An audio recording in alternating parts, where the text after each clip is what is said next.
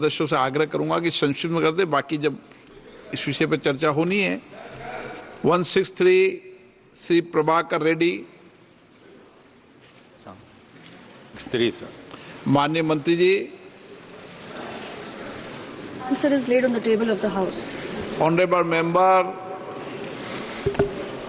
Sir, thank you for giving me the opportunity, sir.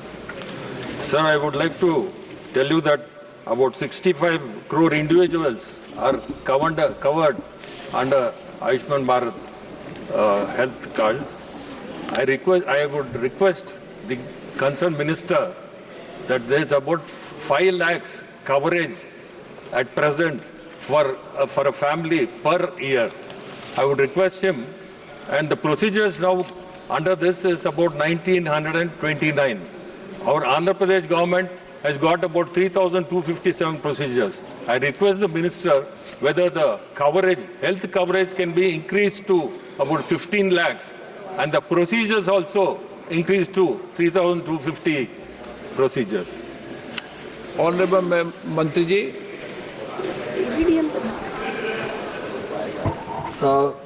माननीय अध्यक्ष जी, ये प्रश्न जो है ये आयुष्मान भारत हेल्थ अकाउंट्स और एबीडीएम पर है और ये प्रश्न आयुष्मान भारत के कवरेज को बढ़ाने का नहीं है।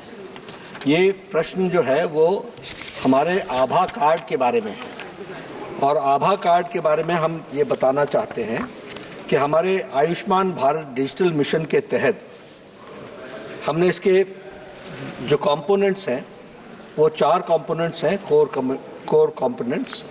सबसे पहली बात तो यह है कि हम एबीडीएम में आयुष्मान भारत डिजिटल मिशन में हम जो 4 रजिस्ट्रीज को इंक्लूड करते हैं, वर्टिकल रजिस्ट्रीज को। एक तो आयुष्मान भारत हेल्थ अकाउंट, दूसरा हेल्थ प्रोफेशनल्स रजिस्ट्री यानी जो हमारे डॉक्टर्स हैं उनकी रजिस्ट्री, और हेल्थ फैसिलिटी रजिस्ट्रीज यानी हमारी इंस्टीट्यूशंस की रजिस्ट्री, और ड्रग रजिस्ट्री यानी हमारे केमिस्ट जो हमको दवाइयों को सप्लाई करते हैं उसकी रजिस्ट्री।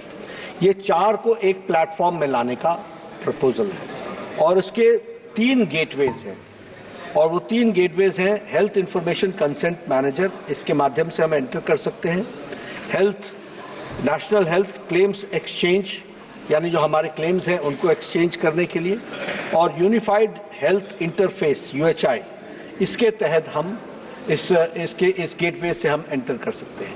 कोशिश सरकार की ये है कि आयुष्मान भारत डिजिटल मिशन जो प्रधानमंत्री मोदी जी के इनिशिएटिव से शुरू हुआ है, सारे हेल्थ के स्टेक होल्डर्स से लेकर के, सारे हेल्थ की इश्यूज को लेकर के और सारे पेशेंट्स के हेल्थ रिकॉर्ड से लेकर के वो एक प्लेटफॉर्म पर आ सकें और एक जगह पर उनकी सुविधाओं को हम केटर कर सकें, इस बात का प्रयास है और इस प्रयास को इस माध्यम से किया जाए। Honourable member supplementary. No. Yes, sir. So the volume of individuals registered on a daily basis and extremely sensitive nature of data, health records being submitted, stored and shared across platform.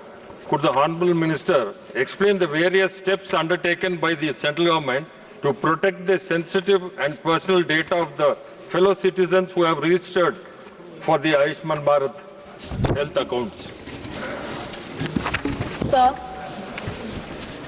मैं बहुत स्पष्ट रूप से आपके माध्यम से सदन को बताना चाहती हूं कि हमारा जो ये आयुष्मान भारत डिजिटल मिशन है ये पूरी तरीके से फेडरेटेड डिजिटल आर्किटेक्चर को यूज करता है and it is fully compliant with the provisions of the Digital Personal Data Protection Act.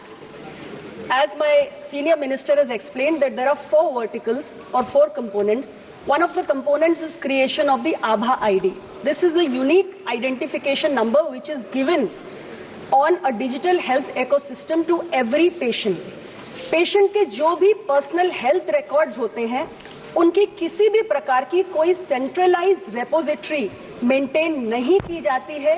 Patient का हेल्थ रिकॉर्ड का पर्सनल डेटा केवल उसके कंसेंट पर ही शेयर हो सकता है और केवल जो रिकॉर्ड्स हमारे विद रिस्पेक्ट टू आभा आईडी रजिस्ट्री, या जो हमारे हेल्थ प्रैक्टिशनर्स की रजिस्ट्री है या फैसिलिटीज की रजिस्ट्री है, that is stored centrally for the ease of interoperability. So there is no threat as such insofar as the safety of the personal health record of the patient is concerned.